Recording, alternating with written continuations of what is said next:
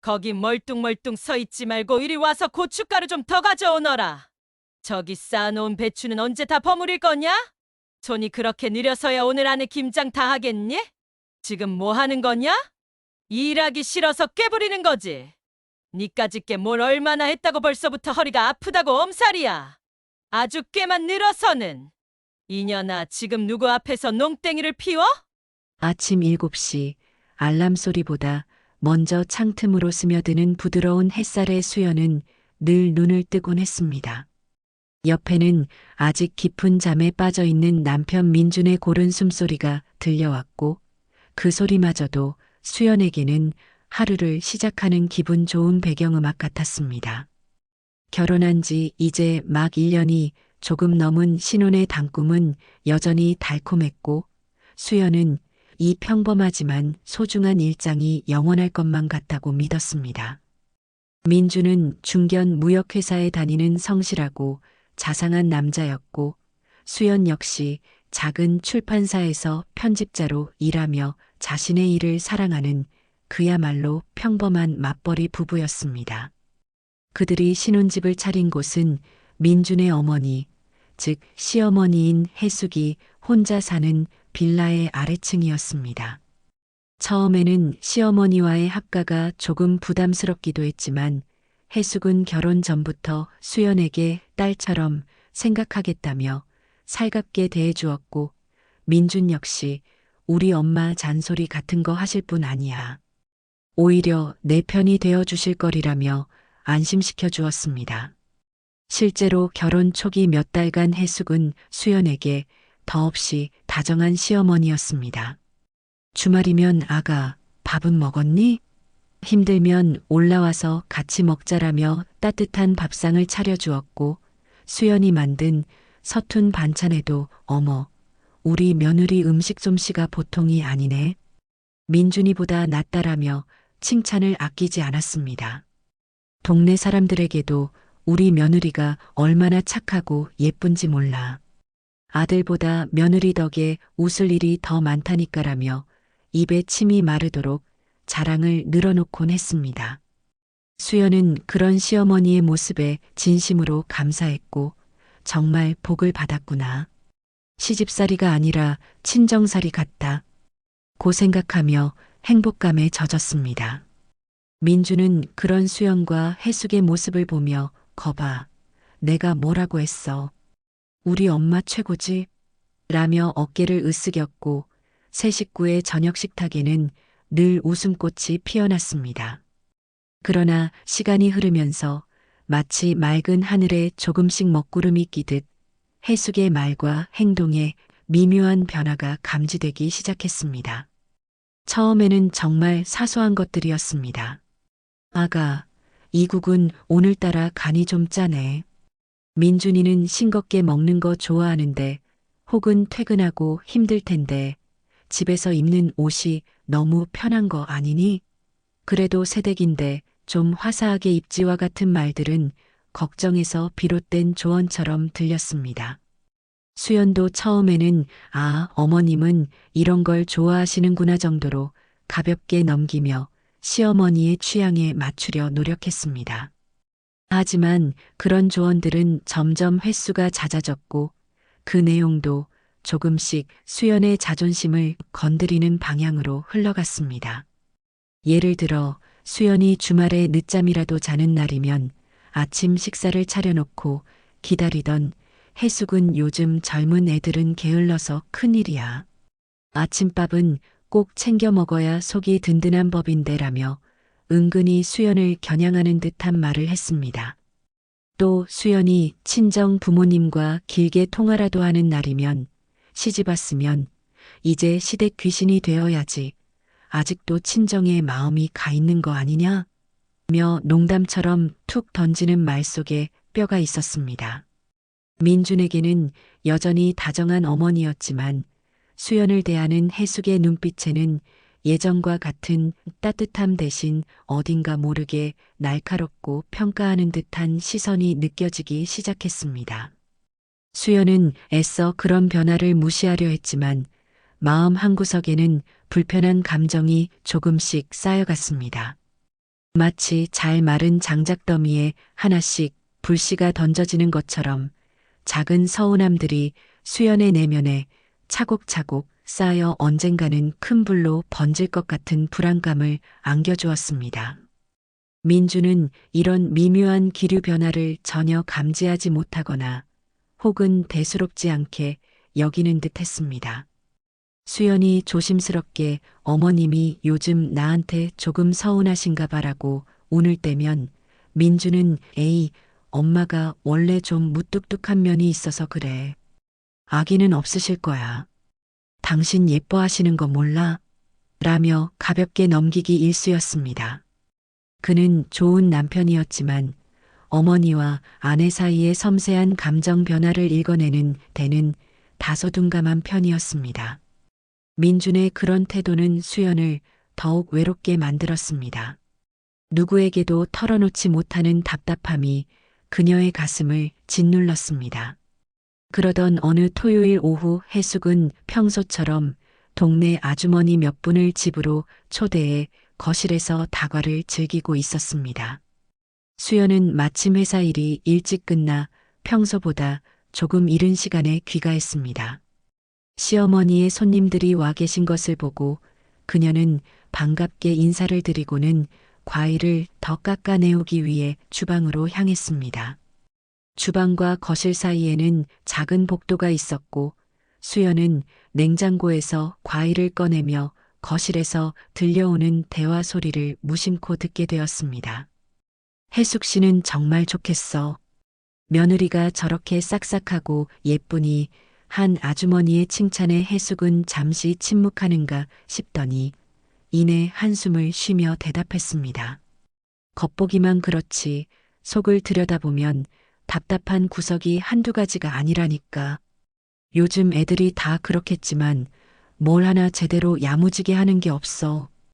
음식 솜씨도 그렇고 살림하는 센스도 부족하고 우리 민준이가 아까워 정말. 조금만 더 신중했더라면 훨씬 더 좋은 조건의 여자 만날 수 있었을 텐데 말이야. 혜숙의 목소리에는 노골적인 실망감과 함께 수연에 대한 멸시가 짙게 배어 있었습니다. 그 순간 수연은 마치 망치로 머리를 한 대 세게 얻어맞은 듯한 충격에 휩싸였습니다. 손에 들고 있던 과도가 바닥으로 떨어지며 날카로운 소리를 냈지만 그 소리조차 수연의 귀에는 제대로 들리지 않았습니다.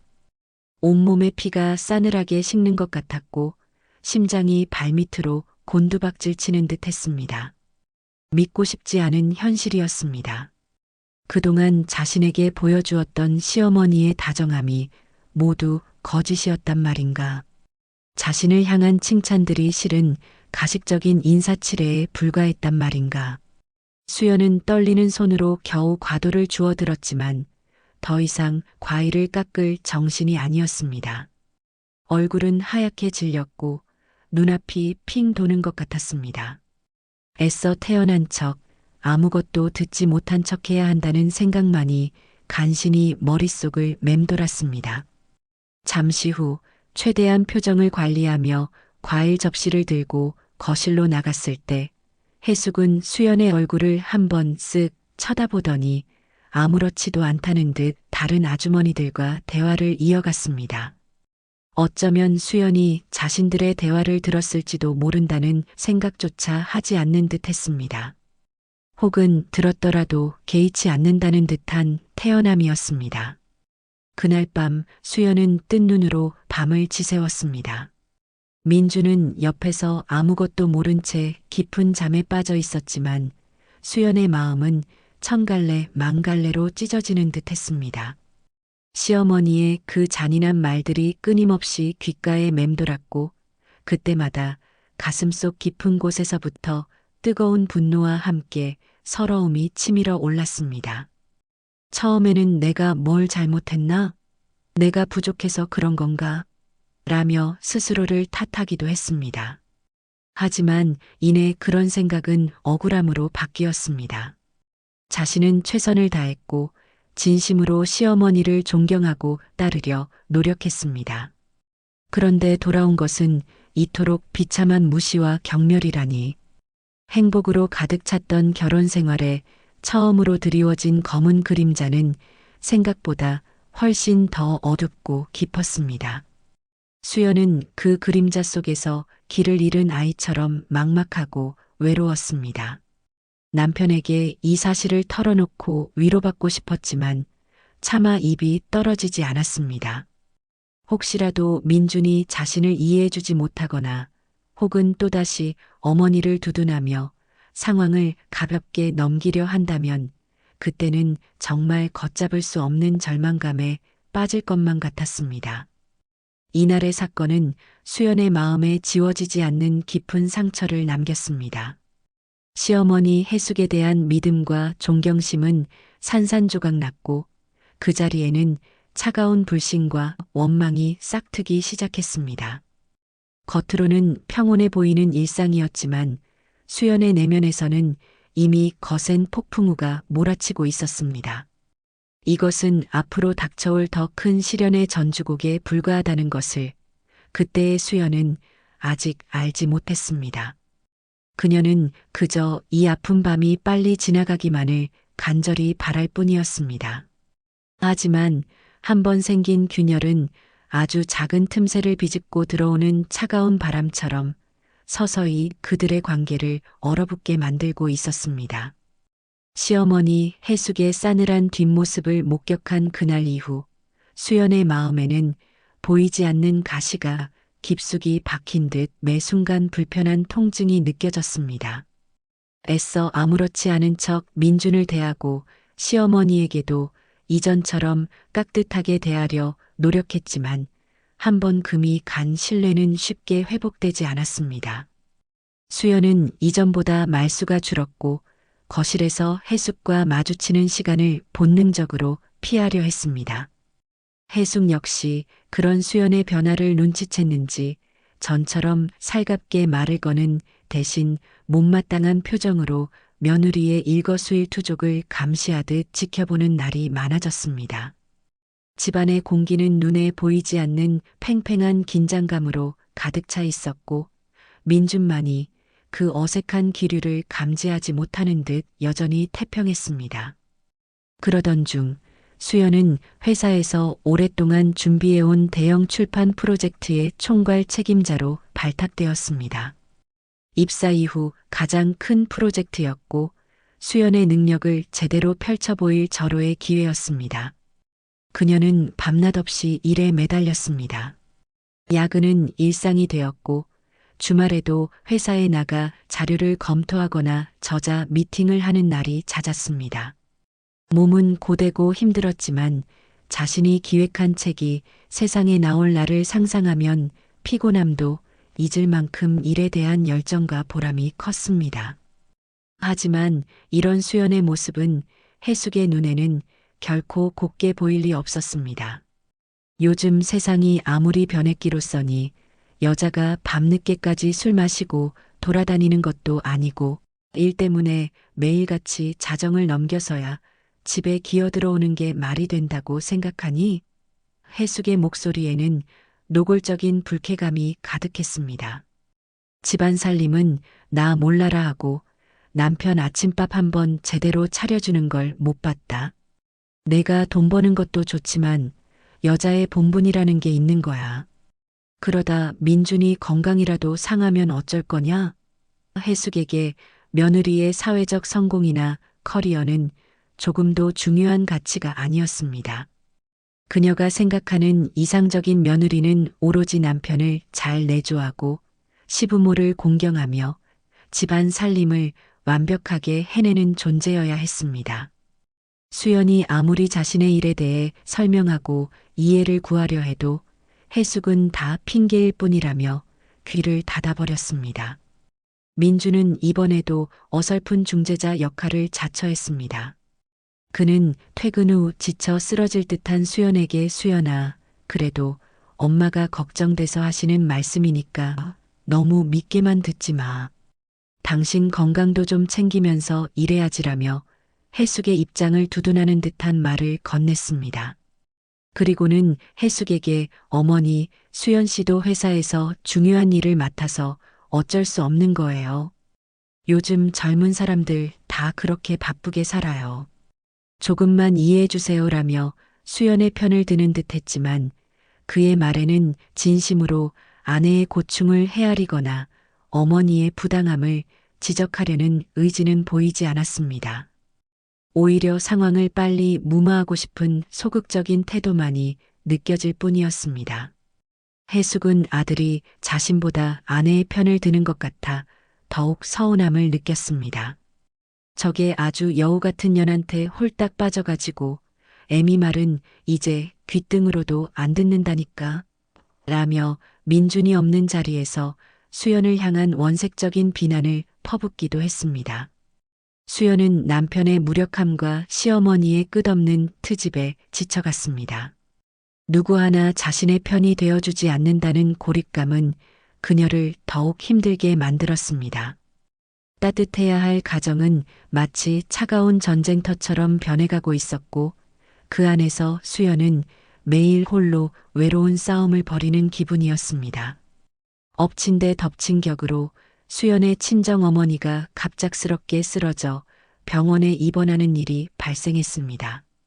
평소 지병이 있으셨던 터라 가족들은 늘 노심초사했지만 막상 응급실에 실려갔다는 연락을 받으니 하늘이 무너지는 듯 했습니다. 수연은 회사에 급히 반차를 내고 병원으로 달려갔습니다. 다행히 위급한 상황은 넘겼지만 한동안 입원 치료가 필요하다는 의사의 소견이 있었습니다.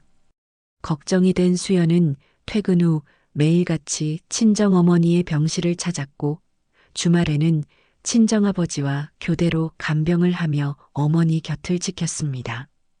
자연스럽게 시댁에 소홀해질 수밖에 없었고 민준에게도 양해를 구했습니다. 하지만 해숙은 이러한 상황을 전혀 이해하려 하지 않았습니다. 오히려 며느리가 시댁은 안중에도 없고 친정에만 매달린다며 노골적으로 불만을 터뜨렸습니다. 시어미는 나 몰라라 하고 아픈 친정 어미한테만 달려가는 꼴 좀 보게.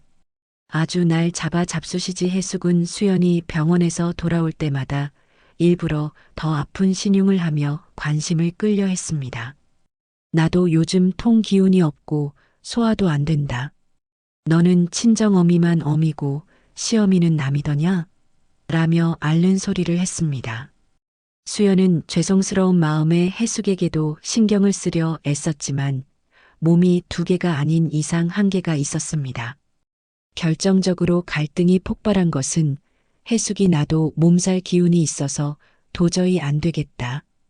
오늘 저녁은 내가 좀 특별한 보양식이라도 해서 대령해 봐라라고 요구했을 때였습니다. 마침 그날은 수연의 친정어머니가 중요한 검사를 받는 날이었고 수연은 일찍 퇴근해서 병원에 가봐야 하는 상황이었습니다. 수연은 정중하게 사정을 설명하고 양해를 구했지만 해숙은 내까짓게 뭐가 그렇게 바쁘다고 시어미가 아프다는데 친정 일만 중요하냐? 라며 버럭 소리를 질렀습니다. 결국 그날 저녁 수연은 친정 어머니 곁을 지키느라 늦게 귀가했고 해숙은 굶은 채 며느리를 기다리다가 분노를 터뜨렸습니다. 이 집안 며느리 자격도 없는 년. 이라는 폭언과 함께 해숙은 수연이 사들고 온 죽 그릇을 바닥에 내동댕이 쳐버렸습니다. 깨진 그릇 조각처럼 수연의 마음도 산산조각 나는 듯 했습니다. 오해는 깊어질 대로 깊어졌고 갈등의 골은 더 이상 메울 수 없을 것처럼 보였습니다. 수연은 이 지옥 같은 현실에서 벗어나고 싶다는 생각만이 간절했습니다. 싸늘한 바람이 옷깃을 파고들던 11월의 어느 주말, 해숙의 집은 이른 아침부터 부산했습니다. 바로 연중 가장 큰 행사인 김장하는 날이었기 때문입니다. 해숙에게 김장은 단순한 음식 준비를 넘어 집안의 질서와 며느리의 노동력을 확인하는 중요한 의식이었습니다. 그녀는 며칠 전부터 수연에게 김장 준비와 관련된 온갖 지시를 내리며 압박감을 조성했습니다. 올해 배추는 내가 시장에 나가서 실한 놈으로 골라와라. 마늘도 미리 까놓고 생강도 다듬어 놓도록 해 회사 일로 눈코 뜰 새 없이 바빴던 수연이었지만 시어머니의 명령을 거역할 수는 없었습니다. 퇴근 후 피곤한 몸을 이끌고 시장을 보고 밤늦게까지 마늘을 까고 생강을 다듬으며 김장 준비를 도왔지만 해숙의 눈에는 늘 부족해 보였습니다. 드디어 김장 당일 동이 트기도 전에 수연은 시댁으로 불려갔습니다. 이미 거실과 마당에는 산더미처럼 쌓인 절인 배추와 무 각종 양념 재료들이 진을 치고 있었습니다. 해숙은 허리에 두 손을 얹고 진두지휘하는 장군처럼 위엄 있는 모습으로 서 있었고 시누이들과 동네 아주머니 몇몇도 일찌감치 와서 자리를 잡고 있었습니다. 수연은 어색한 몸빼 바지를 입고 고무장갑을 낀 채 그들 사이에 끼어 앉았습니다. 시작부터 해숙의 날카로운 잔소리가 쏟아졌습니다. 배추 꼭지는 그렇게 자르는 게 아니다. 너무 많이 잘라내면 버리는 게 반이야. 무채는 좀 더 가늘고 곱게 썰어야 양념이 잘 배지. 그렇게 몽당 연필처럼 썰어 놓으면 어떡하니? 수연은 최대한 집중하며 시키는 대로 하려 애썼지만 평소 해보지 않은 일이라 손에 익지 않았습니다. 그녀의 서툰 몸짓 하나하나가 해숙에게는 트집 잡을 좋은 빌미가 되었습니다. 시간이 흐를수록 수연의 허리와 어깨는 끊어질 듯 아파왔습니다. 차가운 바닥에 쪼그리고 앉아 쉴 새 없이 배추를 버무리고 양념을 치대는 일은 고역 그 자체였습니다. 하지만 해숙은 수연에게 단 한순간의 쉴 틈도 주지 않았습니다. 아가, 거기 멀뚱멀뚱 서 있지 말고 이리 와서 고춧가루 좀 더 가져오너라. 저기 쌓아놓은 배추는 언제 다 버무릴 거냐? 손이 그렇게 느려서야 오늘 안에 김장 다 하겠니? 곁에서 함께 일하던 시누이들은 시어머니의 눈치를 보며 수연에게 힘든 일을 떠넘기기 일쑤였고 간혹 동정 어린 시선을 보내는 아주머니도 있었지만 누구 하나 선뜻 나서서 해숙을 말리지는 못했습니다. 오전 내내 이어진 고된 노동 끝에 잠시 허리를 펴고 뻣뻣해진 목을 돌리던 순간이었습니다. 단 몇 초의 짧은 시간이었지만 그 모습이 매처럼 날카로운 해숙의 눈에 포착되었습니다. 지금 뭐 하는 거냐? 일하기 싫어서 꾀부리는 거지. 내까지 게 뭘 얼마나 했다고 벌써부터 허리가 아프다고 엄살이야. 아주 꾀만 늘어서는. 해숙의 고함 소리가 조용하던 마당을 뒤흔들었습니다. 수연은 당황해서 아무 말도 하지 못하고 굳어버렸습니다. 참아왔던 서름과 억울함이 한꺼번에 밀려왔지만 차마 대꾸할 용기는 나지 않았습니다. 바로 그때 믿을 수 없는 일이 벌어졌습니다. 분노를 참지 못한 해숙이 수연에게 달려들더니 거친 손으로 그녀의 머리채를 움켜쥐고 사정없이 흔들어댄 것입니다. 이년아, 내가 지금 누구 앞에서 농땡이를 피워? 순간적인 고통과 함께 수연의 머릿속이 하얗게 변했습니다. 주변의 모든 소리가 아득하게 멀어졌고 오직 시어머니의 일그러진 얼굴만이 눈앞에 어른거렸습니다. 수연의 눈에서 뜨거운 눈물이 왈칵 쏟아졌습니다. 그것은 단순한 아픔 때문만이 아니었습니다. 인간으로서의 존엄성이 무참히 짓밟힌 데 대한 처절한 모멸감과 배신감이었습니다. 그 자리에 함께 있던 민주는 당황하여 어쩔 줄 몰라 하며 엄마 왜 이래요? 진정해요. 라고 외쳤지만 적극적으로 해숙을 제지하지는 못했습니다. 시누이들은 겁에 질린 표정으로 서로 눈치만 볼 뿐이었고 다른 아주머니들은 안타까운 표정을 지으면서도 차마 끼어들지 못하고 발만 동동 굴렀습니다. 수연은 그 순간 이 세상에 자신은 철저히 혼자라는 것을 깨달았습니다. 더 이상 참을 수 없었습니다. 아니, 참아서도 안 된다고 생각했습니다. 수연은 마지막 남은 힘을 다해 해숙의 손을 뿌리쳤습니다. 그리고 울부짖으며 그 집을 뛰쳐나왔습니다. 다시는 안 봐. 절대로. 헝클어진 머리카락, 눈물과 콧물로 범벅이 된 얼굴, 온통 김치 국물이 튄 더러워진 옷차림. 그녀의 모습은 처참하기 그지없었습니다. 차가운 겨울바람이 살을 애는 듯했지만 마음속에서 타오르는 분노와 슬픔은 그보다 더 뜨겁고 아팠습니다. 붉게 물든 김장 양념처럼 수연의 결혼 생활은 돌이킬 수 없이 얼룩져 버렸습니다. 이제 더 이상 돌아갈 다리는 없었습니다. 시댁 대문을 박차고 나온 수연은 정처 없이 거리를 헤매다 본능적으로 택시를 잡아타고 친정으로 향했습니다. 머릿속은 온통 시어머니의 그악스러운 얼굴과 자신을 향해 쏟아지던 폭언, 그리고 머리채를 잡혔을 때의 끔찍한 감각으로 가득 차 제대로 된 사고조차 불가능했습니다. 눈물은 멈추지 않고 흘러내려 택시 뒷좌석을 적셨습니다. 얼마나 시간이 흘렀을까. 익숙한 동네 풍경이 눈에 들어오자 수연은 그제야 자신이 안전한 곳으로 가고 있다는 안도감과 함께 더욱 북받쳐 오르는 설움에 몸을 떨었습니다. 사실 수연의 친정은 사람들이 이름만 대면 알만한 굴지의 건설사를 운영하는 재력이 탄탄한 가문이었습니다. 그녀의 아버지는 자수성가한 기업가였고 어머니는 현명하고 인자한 성품으로 집안을 평화롭게 다스리는 분이었습니다. 수연은 유복한 환경에서 부족함 없이 자랐지만 단 한 번도 자신의 배경을 내세우거나 티내지 않았습니다. 오히려 평범한 사람들 속에서 진정한 자신의 가치를 찾고 조건 없는 사랑을 받기를 원했습니다.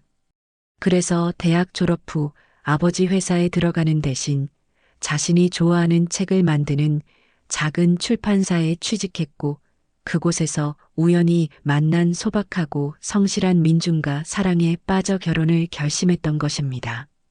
민준은 물론 시댁 식구들 역시 수연의 이러한 화려한 배경에 대해서는 전혀 알지 못했습니다.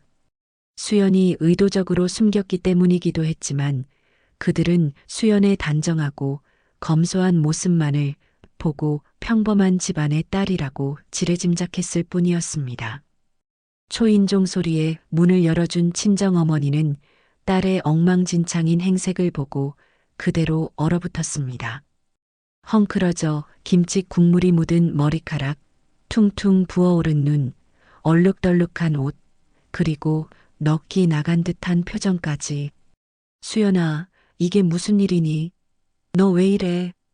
어머니의 다급한 목소리에 수연은 와락 눈물을 쏟으며 그 자리에 주저앉았습니다.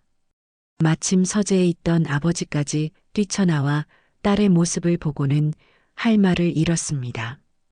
애지중지 키운 외동딸이 이런 몰골로 나타났으니 부모의 가슴은 찢어질 듯 아팠습니다.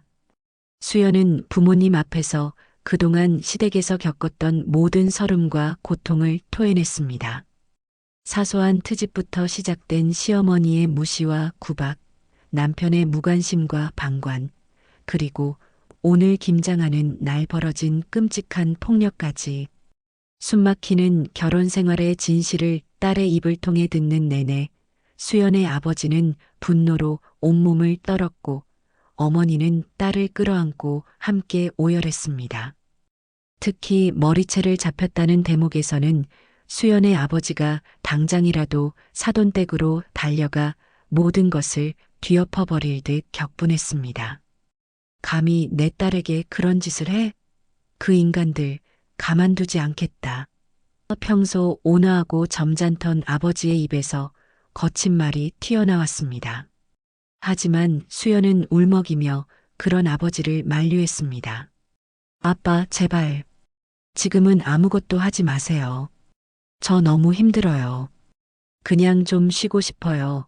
수연에게는 당장의 복수나 해결보다는 마음을 추스를 시간이 절실했습니다.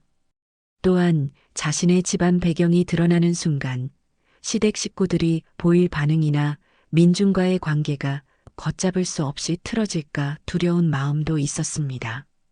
만약 그들이 자신의 배경을 알게 된다면 지금의 이 갈등이 돈 때문에 벌어진 일로 왜곡될 수도 있다는 불안감이 엄습했습니다. 그날부터 수연은 친정 자신의 방에서 칩거에 들어갔습니다. 며칠 동안 식사도 제대로 하지 못하고 잠만 자거나 혹은 뜬 눈으로 밤을 새우며 지난 결혼 생활을 곱씹었습니다.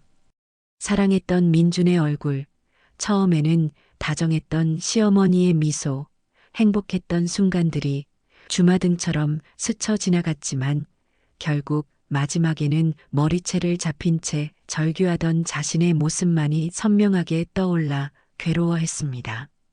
민준에게서는 수십 통의 전화와 문자 메시지가 쇄도했지만 수연은 그 어떤 것에도 응답하지 않았습니다. 그의 목소리를 듣는 것조차 고통스러웠습니다. 며칠 후 민준은 결국 수연의 친정집까지 찾아왔습니다. 초췌한 모습의 그는 장모 앞에서 고개를 들지 못하고 연신 죄송합니다. 제가 다 잘못했습니다. 제발 수연이 좀 만나게 해주십시오라며 애원했습니다. 수연의 부모는 싸늘한 표정으로 민준을 대했습니다. 그들은 사위의 어리석음과 무능함에 깊은 실망감을 느꼈지만 딸의 의사를 존중해 일단은 지켜보기로 했습니다. 민준은 수연의 방문 앞에서 몇 시간이고 무릎을 꿇고 용서를 빌었지만 굳게 닫힌 방문은 열리지 않았습니다. 민준은 그때까지도 아내의 친정이 자신이 상상하는 것 이상으로 엄청난 재력을 가진 곳이라는 사실은 꿈에도 생각하지 못했습니다.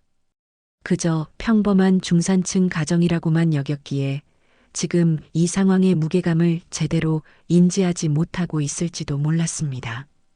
수연은 방 안에서 민준의 흐느끼는 목소리를 들으며 더욱더 깊은 절망감 속으로 빠져들었습니다. 이 지독한 악몽에서 과연 벗어날 수 있을까?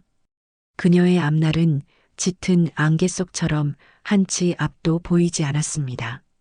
수연이 집을 나간 후 해숙의 집안은 살얼음판을 걷는 듯한 냉랭함만이 감돌았습니다. 처음 며칠간 해숙은 분노를 사귀지 못하고 오히려 큰 소리를 쳤습니다. 지가 뭘 잘했다고 감히 시어미한테 대들고 집을 나가? 요즘 젊은 것들은 정말 버르장머리가 없어. 그녀는 아들 민준과 딸들에게 연신 수연의 흉을 보며 자신의 행동을 정당화하려 애썼습니다. 마치 모든 문제의 원인이 수연의 불손한 태도와 인내심 부족에 있다는 듯이 말했습니다. 하지만 허공에 대고 외치는 듯한 그녀의 분노는 누구의 공감도 얻지 못했습니다. 민주는 아내를 잃었다는 상실감과 어머니에 대한 원망으로 거의 폐인이 되다시피 했고 딸들조차 어머니의 과격한 행동에 고개를 저으며 조심스럽게 자리를 피할 뿐이었습니다. 시간이 흐를수록 해숙의 마음속에도 아주 미세한 균열이 생기기 시작했습니다. 텅 빈 며느리의 방, 아들의 깊은 한숨, 그리고 무엇보다 자신을 대하는 주변 사람들의 싸늘한 시선이 그녀를 불안하게 만들었습니다. 평소 가깝게 지내던 동네 상인들이나 교회 교인들조차 그녀를 보면 어색하게 눈인사만 건네고 슬금슬금 피하는 것이 느껴졌습니다. 해숙 씨, 요즘 얼굴이 안 좋아 보여. 혹시 댁에 무슨 일 있어요? 라며 걱정스럽게 묻는 이웃의 말에도 그녀는 예전처럼 아유, 말도 마세요. 요즘 며느리 때문에 속이 시끄러워서 그래요라며 하소연을 늘어놓을 수 없었습니다. 오히려 별일 아니에요. 그냥 좀 피곤해서 그래요라며 얼버무리기 일쑤였습니다. 자존심 강한 그녀였지만 어쩌면 자신이 정말 너무 심했던 것은 아닐까 하는 아주 작은 후회의 씨앗이 마음 한구석에서 싹트기 시작했습니다. 하지만 그 후회는 며느리에 대한 진정한 미안함이라기보다는 자신의 평판과 아들의 앞날에 대한 걱정에서 비롯된 이기적인 감정에 가까웠습니다. 민준의 상태는 날이 갈수록 심각해졌습니다. 그는 회사에도 겨우 출근 도장만 찍을 뿐 일에 집중하지 못하고 멍하니 앉아있는 시간이 많았습니다. 퇴근 후에는 술에 취해 비틀거리며 귀가하거나 밤늦도록 수연의 친정집 주변을 배회하다 경비원에게 쫓겨나기도 했습니다. 수연의 전화기는 꺼져 있었고 문자 메시지에는 아무런 답이 없었습니다. 그런 아들의 모습을 지켜보는 해숙의 마음도 편치 않았습니다. 그녀는 민준에게 사내 자식이 그까짓 계집애 하나 때문에 이렇게 맥을 못 추면 어떡하니? 정신 똑바로 차려. 걔가 너를 시험하는 걸 수도 있어. 이럴 때일수록 내가 강하게 나가야지. 질질 끌려다니면 안 된다. 라며 다그치기도 하고 내가 다 알아서 할 테니 너는 아무 걱정 말고 회사 일이나 열심히 해. 며느리 하나 제대로 다스리지 못하는 시어미로 보이니? 라며 오히려 큰 소리를 치기도 했습니다. 하지만 그런 해숙의 말들은 이미 깊은 절망에 빠진 민준에게 아무런 위로도 해결책도 되지 못했습니다. 그러던 어느 날 해숙은 평소 친하게 지내던 동네 반장댁에 초대를 받아 점심 식사를 함께하게 되었습니다. 반장은 평소 오지랖이 넓고 입이 가벼운 편이었는데 그날도 어김없이 해숙에게 수연의 안부를 물었습니다. 해숙 씨, 요즘 젊은 세댁은 통 보이질 않네. 어디 친정이라도 갔나 봐. 해숙은 기다렸다는 듯이 한숨을 푹 내쉬며 준비해둔 레퍼토리대로 수연을 깎아내리기 시작했습니다. 아이고, 말도 마세요. 요즘 애들 정말 무서워요. 시어머니 말은 아주 우습게 알고 제멋대로 하려고만 하고 김장하는 날 좀 뭐라고 했더니 글쎄 그걸 못 참고 집을 나가버렸지 뭐예요. 제가 얼마나 기가 막히던지 그러나 반장의 반응은 해숙의 기대와는 달랐습니다. 그녀는 눈을 동그랗게 뜨고 의아하다는 표정을 지으며 말했습니다. 어머, 이상하다. 수연 씨가 그럴 애가 아닌데. 내가 보기엔 참 착하고 예의 바른 세댁이던데. 오죽했으면 집을 나갔을까? 해숙 씨가 너무 심하게 한 거 아니에요? 예상치 못한 반격에 해숙은 얼굴이 벌개졌습니다. 아니, 반장님은 뭘 안다고 그런 말씀을 하세요. 제가 얼마나 참고 살았는데요. 라며 언성을 높였지만 주변에 앉아있던 다른 부인들의 시선도 곱지 않다는 것을 느끼고는 더 이상 말을 잇지 못했습니다. 그날 이후 해숙은 자신이 오히려 동네에서 독한 시어머니로 낙인 찍혔다는 사실을 깨닫고 더욱더 초조해졌습니다. 결정적으로 해숙의 마음에 큰 파문을 일으킨 것은 아들 민준의 폭탄 선언이었습니다. 만신창이가 된 모습으로 며칠 만에 집에 돌아온 민준은 해숙의 앞에 단호한 표정으로 섰습니다. 그의 눈에는 깊은 슬픔과 함께 어머니를 향한 원망이 서려 있었습니다. 어머니, 이제 그만하세요. 이 모든 게 다 어머니 때문이에요. 어머니가 수연 씨한테 한 짓 제가 다 받고 다 들었어요. 어떻게 사람한테 그런 모욕적인 행동을 하실 수 있어요? 해숙은 아들의 싸늘한 태도에 당황했지만 애써 태연한 척하며 내가 뭘 어쨌다고 다 걔가 잘못해서 그런 거 아니냐? 라고 받아쳤습니다. 그러나 민주는 더 이상 물러서지 않았습니다. 아니요. 수연 씨는 아무 잘못 없어요. 어머니가 진심으로 수연 씨에게 사과하고 용서를 구하지 않는다면 그리고 앞으로 다시는 그런 일이 없을 거라고 약속하지 않는다면 저 이 집 나갈 거예요. 수연 씨 없이는 저도 못 살아요. 아들의 입에서 나온 집을 나가겠다는 말은 해숙에게 그 어떤 비난보다 더 큰 충격으로 다가왔습니다. 하늘이 무너지는 듯한 절망감이 그녀를 덮쳤습니다. 애지중지 키운 아들이 자신의 분신과도 같은 아들이 자신을 버리고 며느리를 택하겠다는 현실이 믿기지 않았습니다. 뒤늦은 후회가 거대한 파도처럼 밀려왔지만 이미 엎질러진 물이었습니다. 며느리의 빈자리는 생각보다 훨씬 컸고 그 무게는 해숙의 어깨를 감당할 수 없을 만큼 무겁게 짓누르고 있었습니다.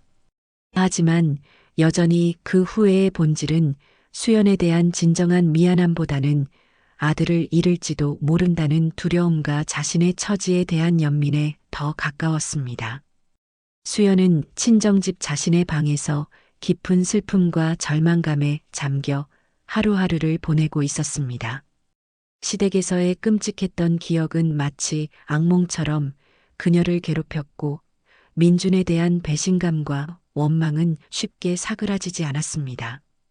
그녀는 세상과 단절된 채 오로지 자신의 상처를 보듬는 데만 집중하고 싶었습니다. 그러던 어느 날 청천벽력 같은 소식이 전해졌습니다.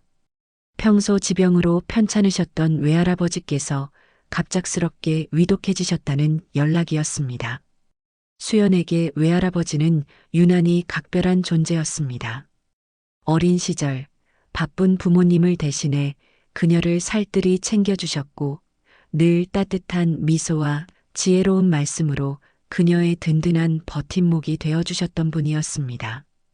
수연은 황급히 어머니와 함께 외할아버지가 계신 병원으로 달려갔지만 안타깝게도 외할아버지는 손녀의 얼굴을 본 지 얼마 지나지 않아 조용히 눈을 감으셨습니다. 슬픔을 가눌 길이 없었습니다. 시댁에서의 고통에 이어 사랑하는 외할아버지마저 잃었다는 상실감은 수연을 더욱 깊은 절망의 나락으로 빠뜨리는 듯했습니다. 외할아버지의 장례는 수연의 외가가 가진 사회적 지위와 명성에 걸맞게 크고 엄숙하게 치러졌습니다. 정재계의 수많은 유력 인사들이 조문 행렬을 이루었고 장례식장은 슬픔 속에서도 질서정연하게 운영되었습니다. 수연은 검은 상복을 입고 넋이 나간 사람처럼 조문객들을 맞이했습니다. 그녀의 아름답지만 슬픔에 잠긴 모습은 보는 이들의 마음을 더욱 안타깝게 했습니다. 며칠간의 장례 절차가 모두 끝나고 가족들이 모여 외할아버지의 유품을 정리하던 날, 집안의 고문 변호사가 조심스럽게 유언장을 꺼내 들었습니다.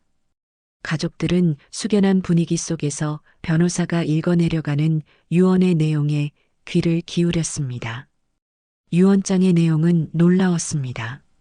외할아버지는 자신의 막대한 재산 중 상당 부분을 외손녀인 수연에게 상속한다는 뜻을 분명히 밝히셨습니다. 그 규모는 현금과 부동산, 주식 등을 모두 합쳐 무려 120억 원에 달하는 어마어마한 액수였습니다. 유언장이 읽히는 순간 방 안에는 잠시 무거운 침묵이 흘렀습니다. 수연 자신도 전혀 예상치 못한 일이었습니다. 외할아버지께서 자신을 유난히 아껴주셨다는 것은 알고 있었지만 이토록 엄청난 재산을 물려주실 거라고는 꿈에도 생각하지 못했습니다.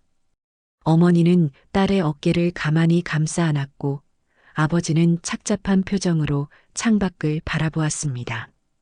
이 막대한 유산이 앞으로 딸의 인생에 어떤 영향을 미치게 될지 그 누구도 쉽게 예측할 수 없었습니다. 이 엄청난 상속 소식은 빛의 속도로 친척들 사이에 퍼져나갔습니다. 글쎄, 수연이가 외할아버지 재산의 거의 절반을 받았다지 뭐야. 120억이라니 평생 만져보지도 못할 돈이다.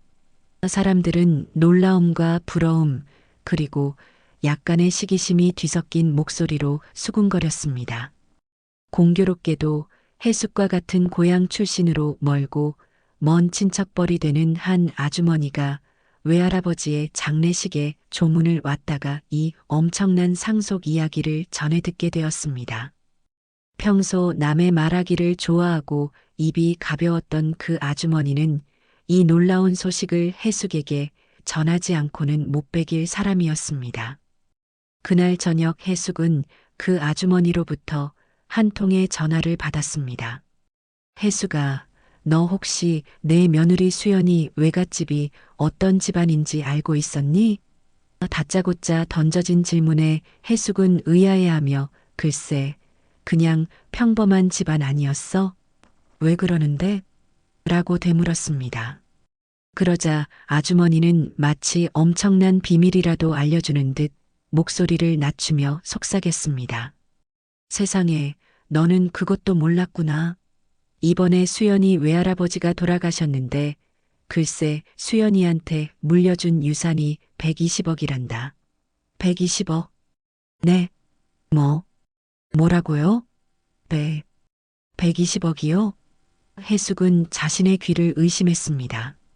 전화기를 든 손이 부들부들 떨리기 시작했고 심장이 미친 듯이 방망이질 쳤습니다.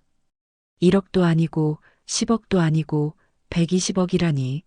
자신이 그토록 무시하고 구박했던 며느리 김장 하나 제대로 못한다고 머리채까지 잡아 흔들었던 그 며느리가 감히 상상조차 할 수 없는 액수의 상속녀였다는 사실. 해숙은 눈앞이 캄캄해지면서 현기증을 느꼈습니다. 마치 거대한 망치로 뒤통수를 세게 얻어맞은 듯한 충격이었습니다. 그녀의 얼굴은 삽시간에 하얗게 질렸고 다리에 힘이 풀려 그 자리에 주저앉을 뻔했습니다. 믿을 수 없는, 아니 믿고 싶지 않은 현실 앞에서 해숙은 잠시 모든 사고가 정지된 듯 멍하니 허공만 바라보았습니다.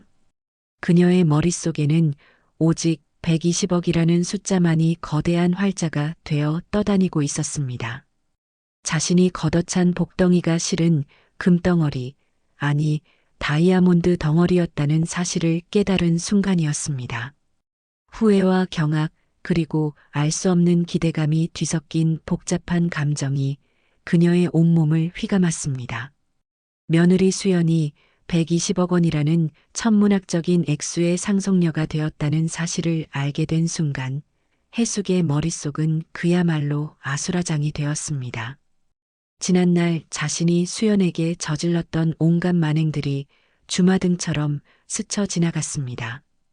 이년저년하며 퍼부었던 폭언, 음식을 타박하고 살림솜씨를 비웃었던 일, 그리고 결정적으로 김장하는 날 머리채를 잡았던 그 끔찍한 순간까지 그 모든 행동들이 이제는 자신에게 날아올 부메랑이 되어 돌아올 것만 같았습니다. 해숙은 온몸의 피가 싸늘하게 식는 것을 느끼며 극심한 공포와 함께 한편으로는 주체할 수 없는 탐욕에 휩싸였습니다. 120억이라니, 저런 엄청난 돈을 가진 아이를 내가 내쫓다니, 이건 말도 안 돼. 해숙의 태도는 그야말로 손바닥 뒤집듯 180도 달라졌습니다. 조금 전까지만 해도 며느리에 대한 분노와 억울함으로 가득 차 있던 그녀는 이제 어떻게든 수연의 마음을 돌려 다시 집으로 데려와야 한다는 생각밖에 없었습니다. 물론 그 바탕에는 수연에 대한 진정한 미안함이나 반성보다는 그녀가 가진 막대한 재산에 대한 노골적인 욕심이 자리하고 있었습니다. 해숙은 당장 아들 민준에게 달려갔습니다. 그녀는 눈물을 글썽이며 민준아, 내가 다 잘못했다. 내가 정말 죽을 죄를 지었어. 어떻게든 내 처한테 용서를 빌고 다시 합쳐야 한다. 응? 엄마 말 무슨 뜻인지 알지? 라며 애원하듯 매달렸습니다. 그러나 민준의 반응은 싸늘하기 그지없었습니다. 그 역시 어머니가 전해 들은 것과 비슷한 시기에 장인으로부터 수연의 상속 사실과 그 규모에 대해 어렴풋이 전해 듣고 엄청난 충격과 함께 복잡한 신경에 빠져 있던 터였습니다. 어머니의 갑작스러운 태도, 변화가 무엇을 의미하는지 너무나도 빤히 보였기에 그는 깊은 혐오감과 환멸을 느꼈습니다. 어머니, 이제 와서 왜 이러시는 거예요?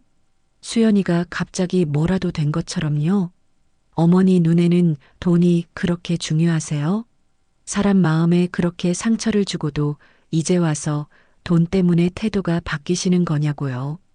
민준의 목소리에는 그동안 억눌러왔던 분노와 어머니에 대한 실망감이 가득했습니다. 그는 어머니의 간절한 부탁에도 불구하고 저는 어머니의 그 가증스러운 모습에 더 이상 놀아나고 싶지 않아요.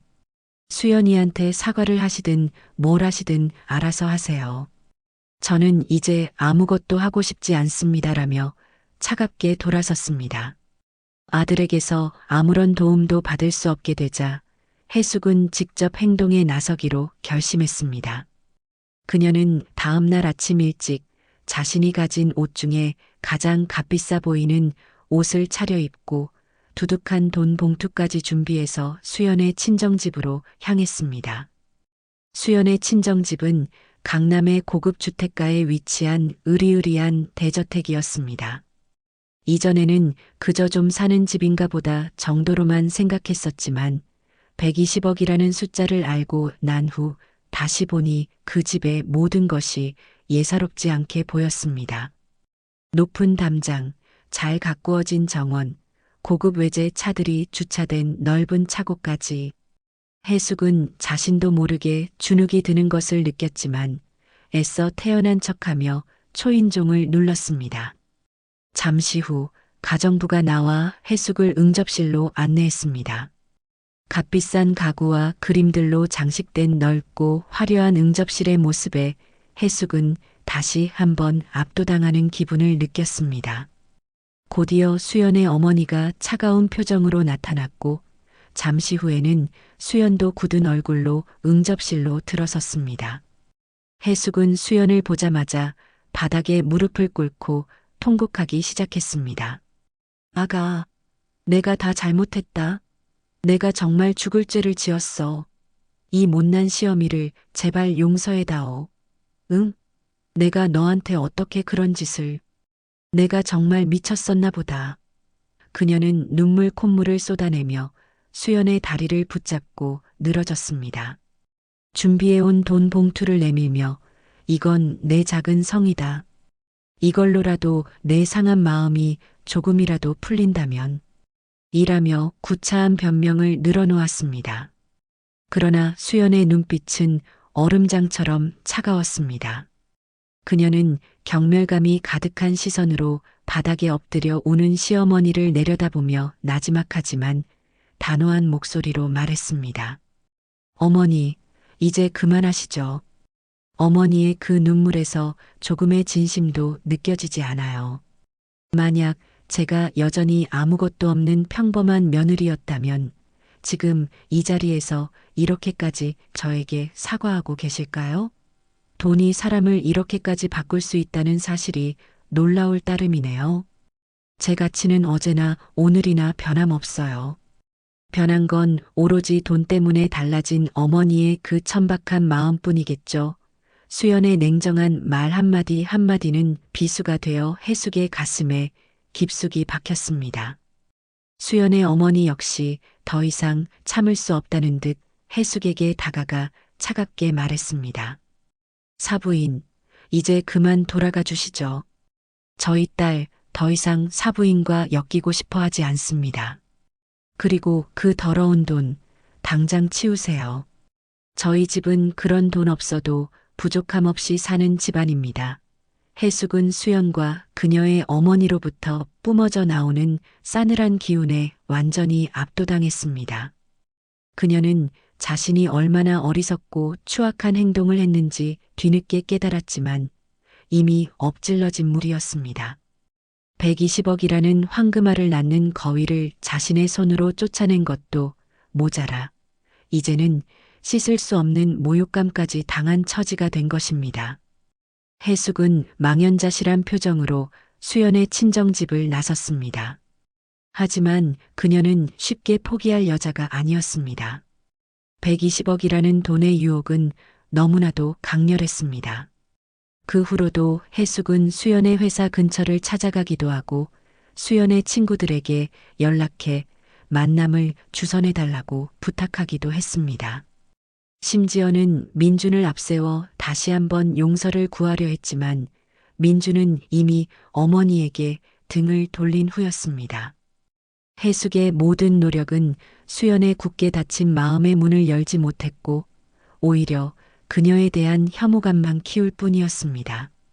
황금만능주의에 눈이 멀어 진실을 보지 못했던 시어머니의 뒤늦은 후회는 처절한 실패로 귀결되고 있었습니다. 시어머니 해숙의 가증스러운 연극을 목격한 이후 수연의 마음은 더욱더 차갑게 식어갔습니다. 그녀는 이제 시어머니라는 존재 자체에 대한 깊은 혐오감과 불신만을 느낄 뿐이었습니다. 하지만 남편 민준에 대한 감정은 그렇게 간단하지 않았습니다. 그 역시 어머니의 잘못된 행동을 막지 못했고 자신에게 깊은 상처를 준 것은 사실이었지만 그의 눈빛에서 느껴지는 절박함과 진심 어린 후회는 수연의 마음을 복잡하게 만들었습니다. 민주는 어머니 해숙과는 확연히 다른 모습을 보였습니다. 그는 더 이상 어머니의 편을 들거나 상황을 어설프게 무마하려 하지 않았습니다. 오히려 어머니의 천박한 행동에 깊이 실망하고 분노하며 수연에게 진심으로 용서를 구하는 데만 집중했습니다. 그는 매일같이 회사 일이 끝나면 수연의 친정집으로 향했습니다. 처음 며칠간은 문전박대를 당하기 일쑤였고 장인과 장모의 싸늘한 시선을 견뎌야 했습니다. 하지만 그는 포기하지 않았습니다. 수연이 만나주지 않는 날에는 밤늦도록 집 앞에서 서성이며 기다렸고 그녀가 좋아하던 작은 들꽃이나 진심을 담은 손편지를 경비실에 맡기고 돌아가곤 했습니다. 그의 편지에는 자신의 어리석었던 과거에 대한 처절한 반성과 수연에 대한 변치 않는 사랑, 그리고 그녀 없이 살아갈 수 없다는 절절한 심경이 담겨 있었습니다. 그는 심리 상담을 받기 시작했고 부부관계 개선을 위한 책들을 읽으며 자신의 문제점을 객관적으로 파악하고 변화하려 노력하는 모습도 보였습니다. 또한 장인 장모에게도 진심으로 사죄하며 앞으로 수연에게 다시는 상처 주는 일 없이 평생 행복하게 해주겠다고, 만약 또다시 그런 일이 생긴다면 그때는 정말 모든 것을 포기하고 물러나겠다고 약속했습니다. 주말에는 수연의 부모님 댁 정원 잔디를 깎거나 굳은 일을 도맡아 하며 조금이라도 자신의 진심을 보여주려 애썼습니다. 수연은 그런 민준의 모습을 창문 너머로 혹은 부모님을 통해 간간히 전해 들으며 깊은 고민에 빠졌습니다. 그를 향한 사랑이 완전히 사라진 것은 아니었지만 이미 깨져버린 신뢰를 다시 회복할 수 있을지, 시어머니라는 존재가 굳건히 버티고 있는 한 결혼 생활이 과연 행복할 수 있을지에 대한 확신이 서지 않았습니다. 그녀의 마음속에서는 그래도 민준 씨는 진심으로 뉘우치고 있잖아. 한 번 더 기회를 줘야 하지 않을까? 라는 생각과 아니야, 또다시 같은 상처를 받을지도 몰라. 이제라도 벗어나는 게 맞아. 라는 생각이 끊임없이 충돌했습니다. 가까운 친구들은 그래도 남편이 저렇게까지 노력하는데 한 번은 용서해줘라라는 의견과 너 자신이 가장 중요해. 더 이상 상처받지 말고 내 행복을 찾아라는 의견으로 나뉘어 수연을 더욱 혼란스럽게 만들었습니다. 그러는 동안 수연은 자신에게 주어진 막대한 유산을 어떻게 사용해야 할지에 대한 구체적인 계획을 세우기 시작했습니다. 단순히 돈을 불리거나 개인적인 사치를 위해 사용하는 것은 의미가 없다고 생각했습니다. 그녀는 이 돈을 통해 세상에 조금이라도 좋은 영향을 미치고 싶었고, 특히 자신처럼 힘든 상황에 놓인 여성들이나 소외된 아이들을 돕는 일에 관심을 갖게 되었습니다. 변호사와 재정 전문가의 도움을 받아 재단 설립을 준비하기 시작했고, 그 과정에서 새로운 삶의 목표와 의미를 발견하며 조금씩 내면의 상처를 치유해 나갔습니다. 이처럼 자신의 미래를 스스로 계획하고 만들어 나가는 과정은 수연에게 빼앗겼던 자존감과 주체성을 되찾아주는 중요한 계기가 되었습니다. 어느 날 수연은 민준에게 자신이 구상하고 있는 재단 설립 계획에 대해 조심스럽게 이야기했습니다. 그녀의 이야기를 듣는 내내 민주는 진지한 표정으로 경청했고 이내 진심으로 감탄하며 그녀의 뜻을 지지하겠다고 말했습니다. 정말 멋진 생각이야, 수연아. 당신이 그런 의미 있는 일을 하려고 한다니 정말 자랑스러워. 내가 도울 수 있는 일이 있다면 뭐든지 말해줘. 당신의 그 꿈을 항상 응원할게. 그의 눈빛에는 어떠한 사심이나 계산도 담겨 있지 않았습니다. 오로지 아내의 새로운 도전을 진심으로 응원하고 지지하는 순수한 마음만이 느껴졌습니다. 민준의 이러한 태도는 수연에게 큰 감동과 함께 작은 희망의 불씨를 지폈습니다. 어쩌면, 정말 어쩌면 그와 함께라면 과거의 상처를 극복하고 새로운 미래를 만들어갈 수 있을지도 모른다는 생각이 아주 조심스럽게 고개를 들기 시작했습니다. 하지만 여전히 시어머니라는 거대한 산이 그들 사이에 버티고 있다는 사실은 변함이 없었고 수연의 고민은 안개 속처럼 쉽게 거치지 않았습니다. 시간이 약이라는 말처럼 민준의 끊임없는 노력과 수연의 깊은 고민 속에서 몇 달이라는 시간이 훌쩍 지나갔습니다. 그 사이 해숙에게도 아주 느리지만 의미 있는 변화의 조짐이 나타나기 시작했습니다.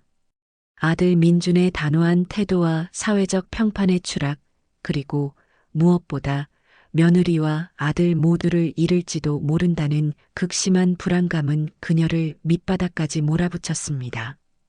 처음에는 억울함과 분노, 그리고 며느리의 막대한 재산에 대한 미련을 버리지 못했지만 매일같이 홀로 텅 빈 집을 지키며 고독과 절망 속에서 자신을 돌아보는 시간을 갖게 되었습니다.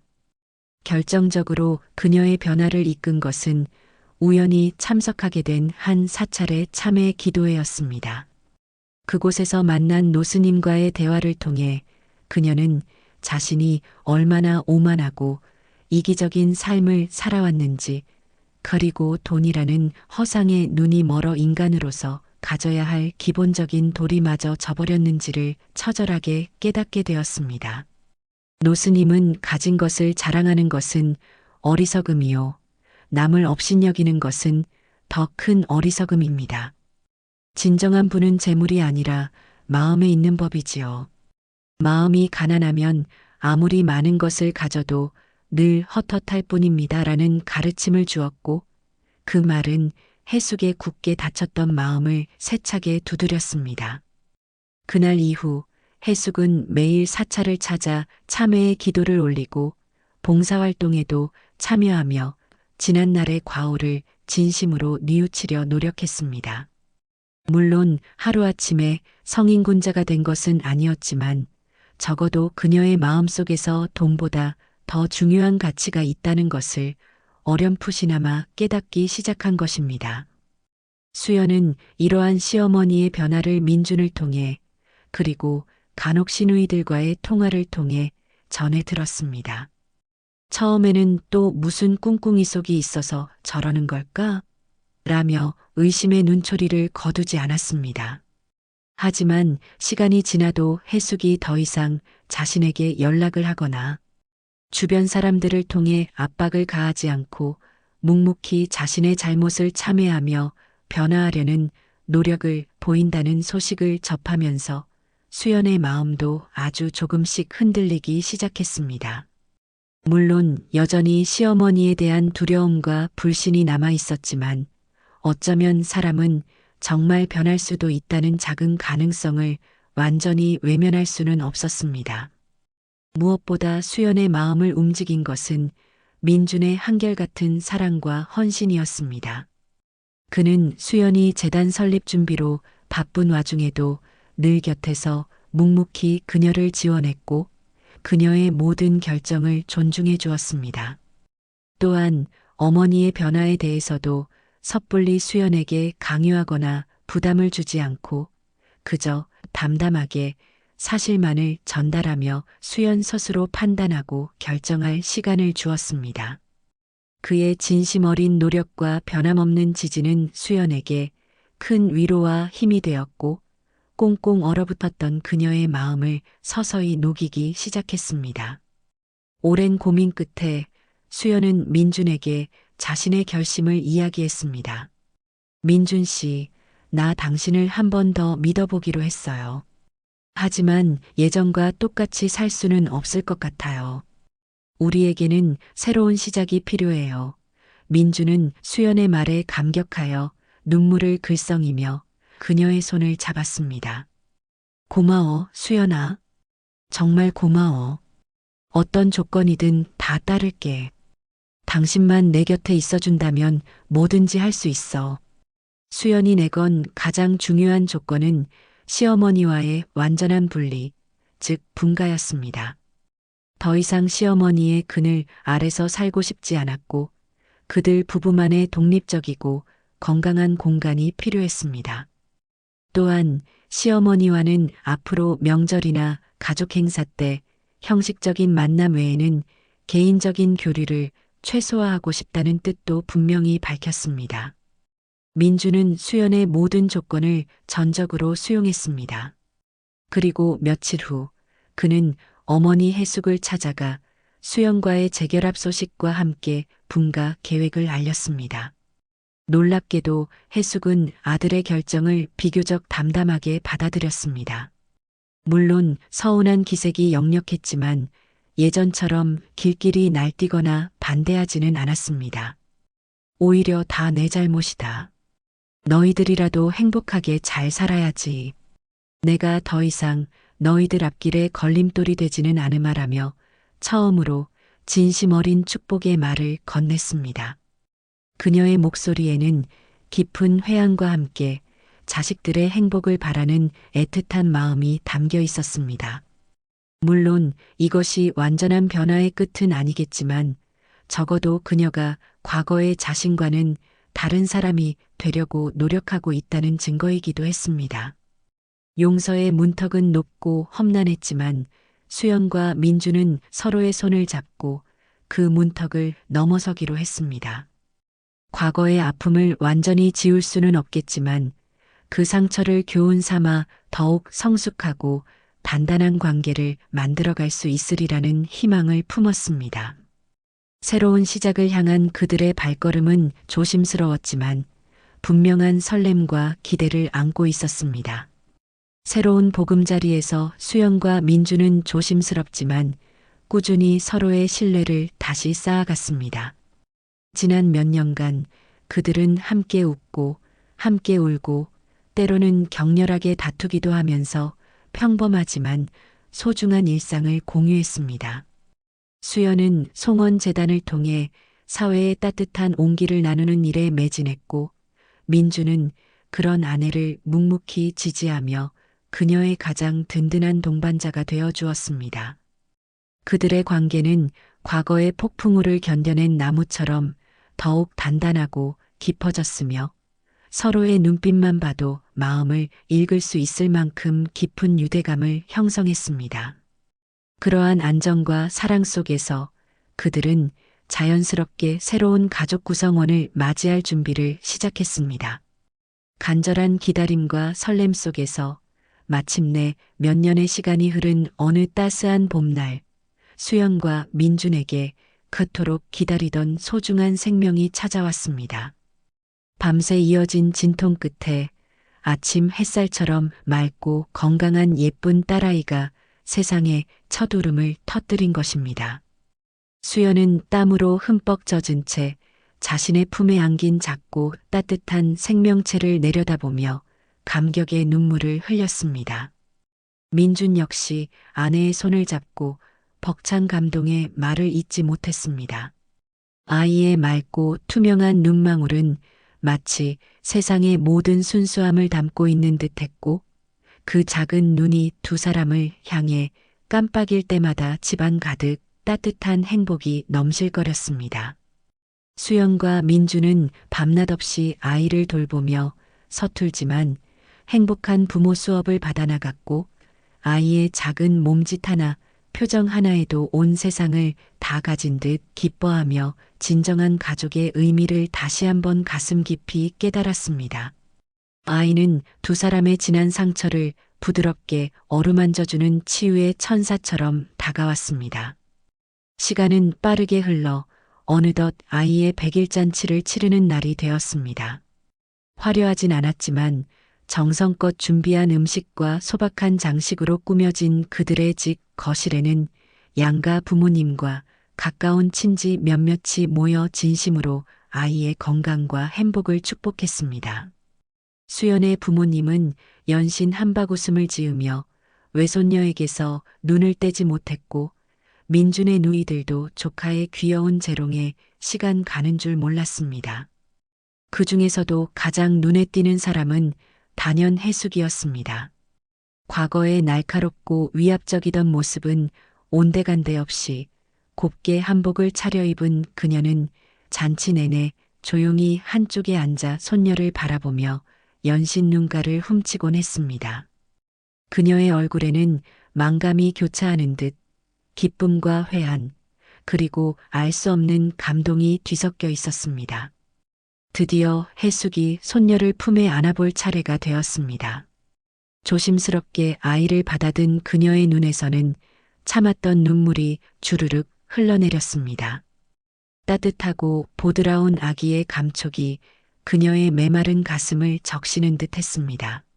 한참 동안 말없이 손녀의 얼굴을 들여다보던 해숙은 이내 떨리는 목소리로 곁에 서 있던 수연에게 고개를 돌렸습니다. 아가, 정말 고맙다. 내가 이렇게 예쁜 하늘의 선물을 우리 집안에 안겨주고 또 우리 민준이 곁을 꿋꿋하게 지켜주어서 그리고 정말 미안했다. 그녀의 목소리는 회한과 진심으로 가득 차 있었습니다. 내가 너에게 지은 죄 평생을 빌어도 다 갚지 못할 게야. 이 못난 시어미 때문에 내가 얼마나 많은 눈물을 흘렸을지 생각만 해도 가슴이 미어진다. 해숙은 더 이상 말을 잇지 못하고 흐느꼈습니다. 그리고 잠시 후 간신히 감정을 추스르며 다시 입을 열었습니다. 부디 이 못난 할미를 용서해달라는 말은 차마 못하겠다. 그저 이 아이에게만이라도 좋은 할머니가 될 수 있도록 아주 작은 기회라도 주면 안 되겠니? 수연은 시어머니의 거칠어진 손등 위로 떨어지는 눈물을 가만히 바라보았습니다. 그 눈물 속에서 지난날의 독선과 아집 대신 진심 어린 후회와 손녀를 향한 애틋한 사랑을 읽을 수 있었습니다. 완벽한 용서는 아니었습니다. 과거의 상처가 하루아침에 사라질 수는 없었으니까요. 하지만 수연은 희미하게 미소 지으며 시어머니의 떨리는 손을 가만히 잡아주었습니다. 어머님, 이제 다 괜찮아요. 아이에게 좋은 할머니가 되어주세요. 그 미소는 모든 것을 다 잊었다는 뜻은 아니었지만 과거를 딛고 새로운 관계를 만들어갈 의지가 있다는 무언의 표현이었습니다. 시간과 노력 그리고 서로를 향한 진심이 있다면 얼어붙었던 마음도 언젠가는 따뜻하게 녹아내릴 수 있다는 희망을 수연은 그 순간 보았습니다.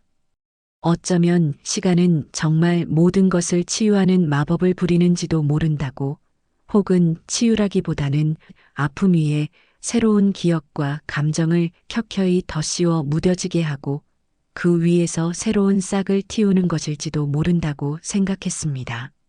수연은 따스한 봄 햇살이 가득 들어오는 창가에 기대 앉아 정원에서 아장아장 걸음마를 하는 딸아이와 그런 딸의 손을 잡고 사랑스러운 눈빛으로 바라보는 민준의 모습을 물끄러미 바라보았습니다.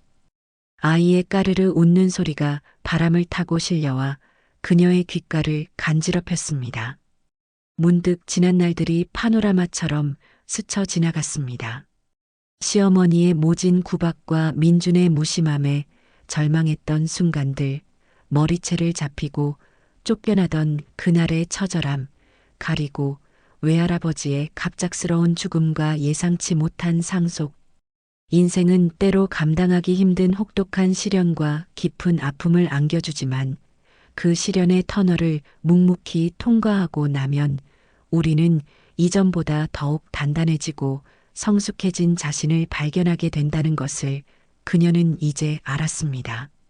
진정한 행복은 통장에 찍힌 막대한 재산의 액수나 남들이 부러워하는 화려한 배경에서 오는 것이 아니라 서로의 부족함을 채워주고 아픔을 보듬어 안으며 함께 어려움을 헤쳐나가는 그 소중한 과정 속에서 조용히 피어난다는 것도 깨달았습니다.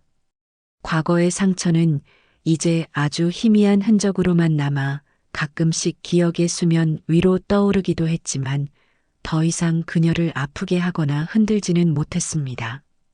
오히려 그 흔적은 현재의 소중한 일상이 얼마나 값지고 감사한 것인지를 끊임없이 일깨워주는 삶의 지혜가 되어 주었습니다. 마치 거친 풍파를 이겨낸 조개만이 영롱한 진주를 품을 수 있듯이 그녀의 살 또한 시련을 통해 더욱 깊어지고 아름다워진 것이리라. 잔잔한 미소를 머금은 수연의 얼굴 위로 따스한 봄 햇살이 부서지듯 쏟아져 내리고 있었습니다. 그녀의 마음속에는 이제 그 어떤 시련이 닥쳐와도 능히 이겨낼 수 있다는 단단한 믿음과 사랑하는 가족과 함께 한 걸음 한 걸음 만들어갈 눈부시게 빛나는 미래에 대한 흔들림 없는 희망만이 가득했습니다. 그녀는 가만히 눈을 감고 이 평화로운 순간의 온기를 가슴 깊이 새겼습니다. 그리고 다시 눈을 떴을 때 그녀의 시선은 더욱 따뜻하고 강인한 빛으로 채워져 있었습니다.